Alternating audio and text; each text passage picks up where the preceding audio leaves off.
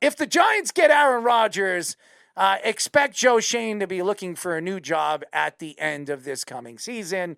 I can tell you, as a Jet fan, that that would be a good sign for the New York Giants organization. I think they do anything and everything to go after Cam Ward. I think Cam Ward will be sitting there at 3. I don't think he's going 1, and I definitely don't think he's going 2.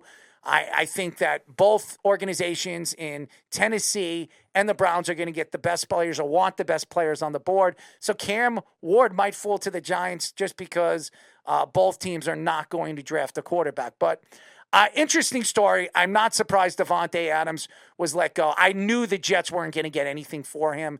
I do think that don't they get a pick for this? Losing they'll get a compensation pick at the 3rd round. Yeah. They'll get a 3rd round pick, which they gave up a 3rd round pick for Davante Adams to bring him from the Raiders to the Jets. So they get back their 3rd pick in this coming draft, but it'll be the final pick of the draft. I mean, the 3rd round.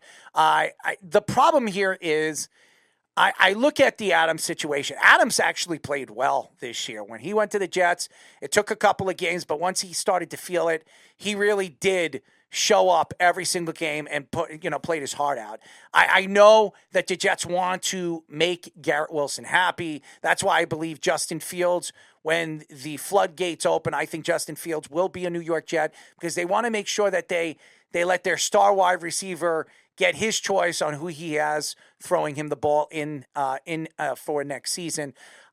My problem here is, for all these years, and for the last 2 years, bringing in Allen Lazard and paying him $13 million a year, and he really did nothing for the Jets. You bring in Davante Adams, he gave up draft stock, and obviously Aaron Rodgers. What did the Jets win on any of these moves? They won nothing. They got nothing out of any of it. They didn't get a playoff run. They barely won any games. I mean, since Aaron Rodgers has been here, and that's 2 years. They won, 5 games last year when Aaron Rodgers played practically all season long. And the year before when he got hurt in the first game, what did they win?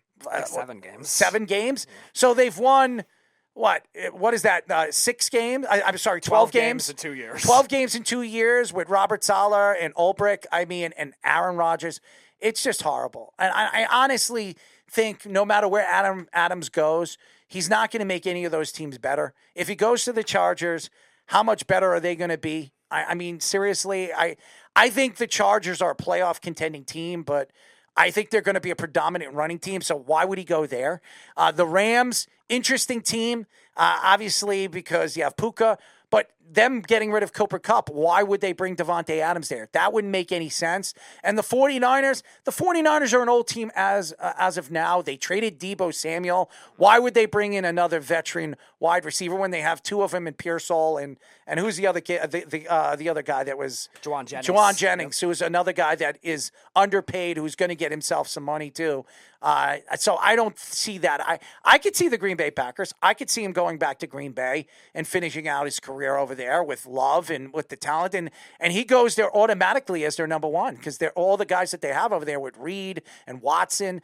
They're all number 2s at best. So I think Davante Adams goes over there and automatically becomes the number 1. So that makes a lot of sense.